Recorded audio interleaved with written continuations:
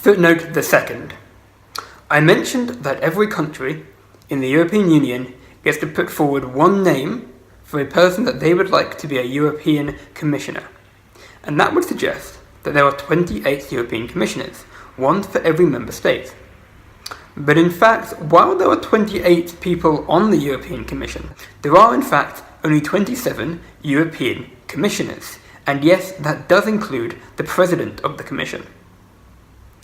To understand why that is, and why you are technically incorrect to say that there are 28 commissioners, we have to go back a little bit into history.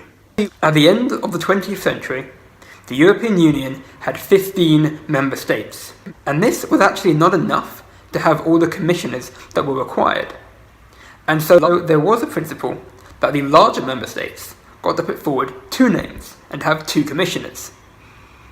But going into the 21st century, it was understood that the European Union would be undergoing large expansion into Eastern Europe, and with that, the number of commissioners would have to be reduced. The two treaties that tried to prepare the European Union for this ascension were the Nice Treaty and Amsterdam Treaty. They happened in 2001 and 2003. And afterwards, in 2004, the Big Bang occurred. This was the ascension of 10 new member states from Eastern Europe and the Mediterranean, bringing the number of European Union member states up to 25. That increased to 27 in 2007 with the ascension of Bulgaria and Romania, and to the present size of 28 in 2013 with the ascension of Croatia. It was recognized that the number of commissioners could not equal the number of member states if the Big Bang and further ascensions were to occur, as there would simply just be too many commissioners in that case. I mean, the EU, while it does a lot, does not do enough to justify 28 different commissioners. And so it was agreed, in the treaties leading up to the Big Bang, that after the Big Bang, at some point, the number of commissioners would be reduced by 1/3, which means today there should be around 19 commissioners. And yet, there are still 28 people on the European Commission. So what happened? Well, the treaty that was eventually implemented to try and address this concern, to actually legally reduce the number of commissioners, was the Constitutional Treaty of 2005. This treaty would have restructured the European Union in a variety of ways, and was seen by many as making the European Union far more state-like than it ever had been. For example, it called for the adoption of an official flag, motto, Europe Day, and anthem, as well as creating a European foreign policy minister, something that up till then had always been the remit purely of the member states. This constitutional treaty proved so controversial that a number of states agreed to put it to a referendum in order to let their people decide. And the referendums went ahead in 3 countries: Ireland, France, and the Netherlands. Ireland went first.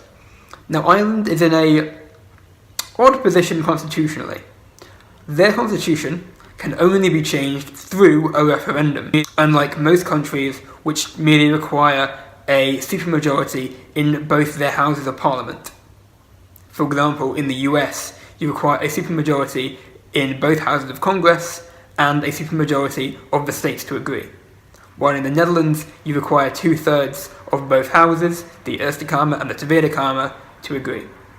In the island, this is different. You require a referendum, legally forced to hold referendums on new EU treaties when they conflict with the current wording of the Irish constitution.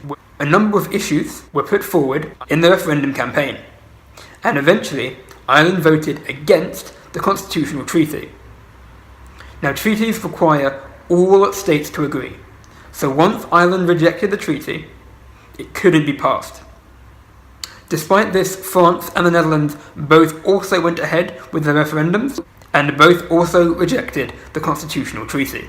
The treaty had been killed through referendum in 3 member states, and could no longer be implemented, as I say, treaty change requires unanimity, which clearly there was not here. One of the big issues for the Irish and others was the feeling that they might lose their commissioner. Now, the EU doesn't like to call the commissioners the Irish commissioner or the Italian commissioner.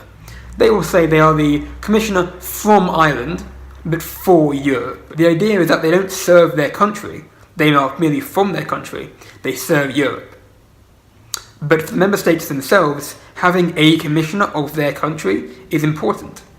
Not only do they feel politically favoured, perhaps, by their commissioner, but it also shows their status within the European Union.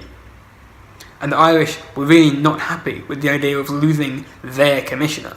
So, the Constitutional Treaty was voted down, but structural change was desperately needed in the European Union to accommodate the additional member states. And so, over the next 4 years, concessions were made and renegotiations occurred. This led in 2009 to the passing of the Lisbon Treaty, the current most recent European treaty.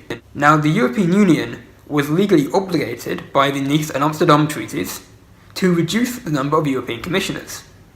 But Ireland especially would not consent to any actual, in reality, reduction of commissioners.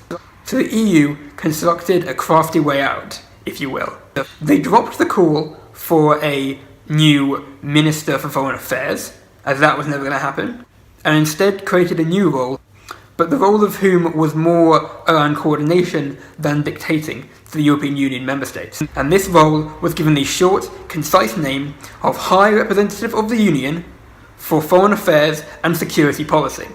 While not an official European Commissioner, the High Representative would be a Vice President of the Commission and hence sit in the Commission, even if they did not have the full role of being a commissioner. Furthermore, while commissioners rule over departments called Directorates General, the High Representative, the name of which is often shortened to HRVP, High Representative and Vice President, instead presides over the External Action Service, which is not, at least in the lexicon of the European Union, a Directorate General. And so that is why the European Union has 28 seats, despite there only being 28 commissioners. And why the European Union could technically say it had fulfilled its legal obligation to reduce the number of commissioners, while in reality doing no such thing. The current HRVP is Federica Mogherini from Italy. And so while Italy does not technically have a commissioner right now, it does have a vice president of the commission, who is one of the more powerful people on the commission. And so yes, the EU is technically correct in saying that it reduced its number of commissioners by 1. And technically correct is of course the most important way in which you can be correct.